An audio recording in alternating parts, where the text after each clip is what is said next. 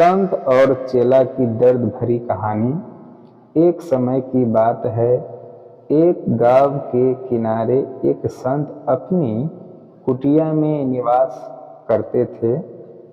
वे तपस्वी और त्यागी थे, जिनका सारा जीवन दूसरों की सेवा में समर्पित था।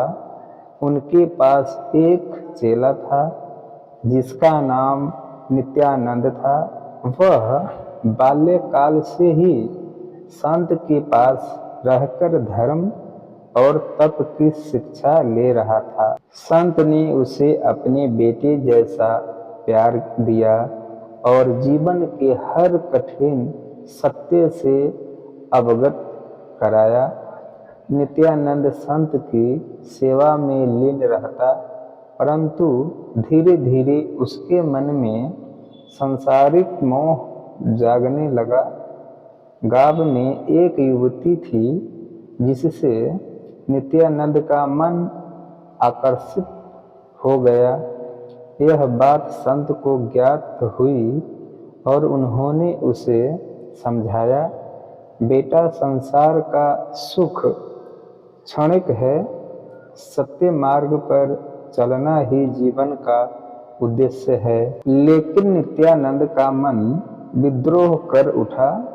उसने संत से कहा, गुरुदेव, मैं आपका आदर करता हूँ, परंतु मेरा भी जीवन है, मुझे अपने निर्णय लेने दीजिए।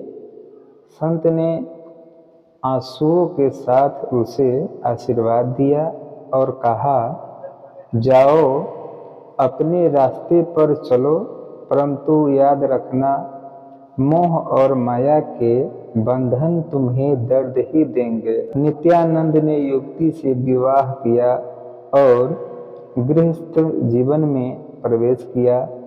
शुरुआत में सब कुछ सुंदर था, पर धीरे धीरे कठिनाइयां बढ़ने लगी। धन की कमी, वापसी, कलह और समाज के ताने ने उसके जीवन को दुखमय बना दिया। संत के शब्द बार बार उसके मन में गूंजते थे, लेकिन अब पछताने का समय नहीं था। कुछ वर्षों बाद नित्यानंद अपनी पत्नी को छोड़कर संत की कुटिया पर वापस आ गया। संत ने उसे देखकर कहा, बेटा, जीवन हमें अनुभव सिखाने के लिए ही है, परंतु सच्चा सुख त्याग और सत्य में ही है।